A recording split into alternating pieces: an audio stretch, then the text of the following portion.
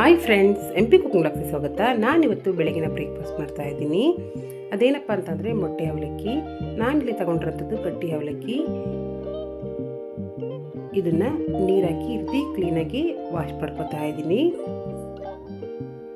Wash ಮಾಡಿದ ನಂತರ ಇದಕ್ಕೆ ಸ್ವಲ್ಪ ನೀರು ಹಾಕಿ ಒಂದು ಕಡೆ ಸೈಡ್ಗೆ ಎತ್ತಿಡ್ಕೊತಾ ಇದ್ದೀನಿ. ಒಲೆ ಮೇಲೆ ಒಂದು ಪಾತ್ರೆ ಇಟ್ಕೊಂಡಿದ್ದೀನಿ. ಇದಕ್ಕೆ ಎಣ್ಣೆ ಹಾಕೋತಾ ಇದ್ದೀನಿ.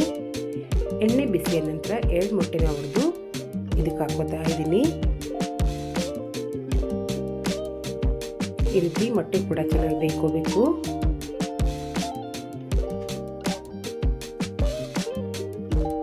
ಇವಾಗ ಇದನ್ನ ಈ ರೀತಿ ಪೀಸ್ ಮಾಡ್ಕೊತಾ ಇದ್ದೀನಿ.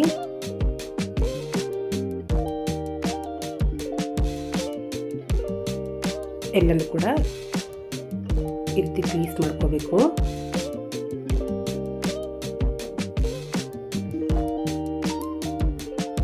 ಇವಾಗ ಇದನ್ನ ಒಂದು ಪಾತ್ರೆಗೆ ಎತ್ತಿಟ್ಕೊತಾ ಇದ್ದೀನಿ.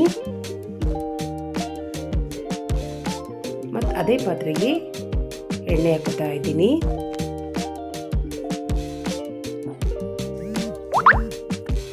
ಎಣ್ಣೆ ಬಿಸಿಯಾದ ನಂತರ ಇದಕ್ಕೆ ಈರುಳ್ಳಿ ಹಾಕೋತಾ ಇದ್ದೀನಿ.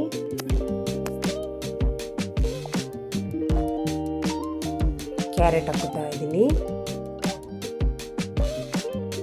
ಎರಡನ್ನೂ ಕೂಡ ಸೇರಿಸ್ಕೊಂಡು ಈ ರೀತಿ ಫ್ರೈ ಮಾಡ್ಕೊತಾ ಇದ್ದೀನಿ. ಅರ್ಧ ಸ್ಪೂನ್ ಅಚ್ಕಾರದ ಪುಡಿ ಹಾಕೋತಾ ಇದ್ದೀನಿ. ಅರ್ಧ ಸ್ಪೂನ್ ಚಿಕನ್ ಮಸಾಲ ಹಾಕೋತಾ ಇದ್ದೀನಿ. ಚಿಟಿಕೆಯಷ್ಟು ಅರಿಶಿನ ಪುಡಿನೂ ಕೂಡ ಸೇರಿಸ್ಕೊಂಡಿದ್ದೀನಿ. ಎಲ್ಲನೂ ಸೇರಿಸ್ಕೊಂಡು ಫ್ರೈ ಮಾಡ್ಕೊತಾ ಇದ್ದೀನಿ.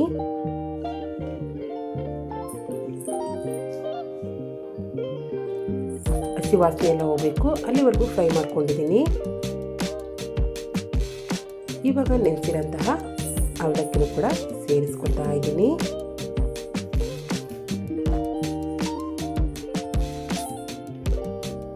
ಎಲ್ಲನೂ ಕೂಡ ಮಿಕ್ಸ್ ಮಾಡ್ಕೊತಾ ಇದ್ದೀನಿ.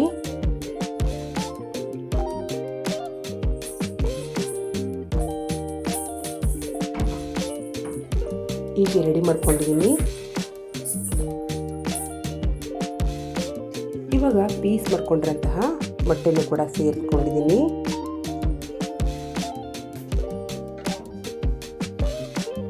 ಎಲ್ಲನೂ ಮಿಕ್ಸ್ ಮಾಡ್ಕೊತಾ ಇದ್ದೀನಿ. ರುಚಿಗೆ ತಕ್ಕಷ್ಟು ಉಪ್ಪು ಕೂಡ ಸೇರಿಸ್ಕೊಂಡಿದ್ದೀನಿ.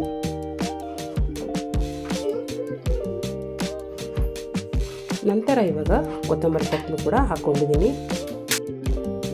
ಕೊತ್ತಂಬರಿ ಸೊಪ್ಪನ್ನ ಮಿಕ್ಸ್ ಮಾಡ್ಕೊತಾ ಇದ್ದೀನಿ.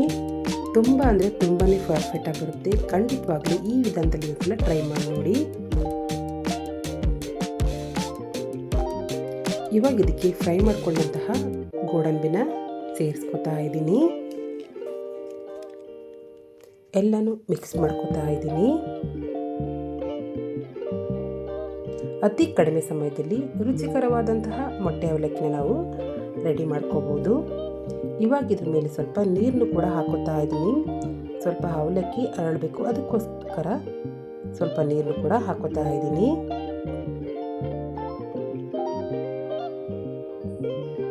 ಇವಾಗ ಇದ್ರ ಮೇಲೆ ಮುಚ್ಚಳ ಮುಚ್ಚಿ ಒಂದು 5 ನಿಮಿಷ ಅರಳಕ್ಕೆ ಬಿಡ್ತಾ ಇದ್ದೀನಿ.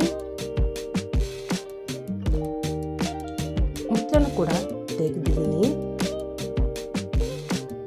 ಎಲ್ಲನೂ ಮಿಕ್ಸ್ ಮಾಡ್ಕೊತಾ ಇದ್ದೀನಿ.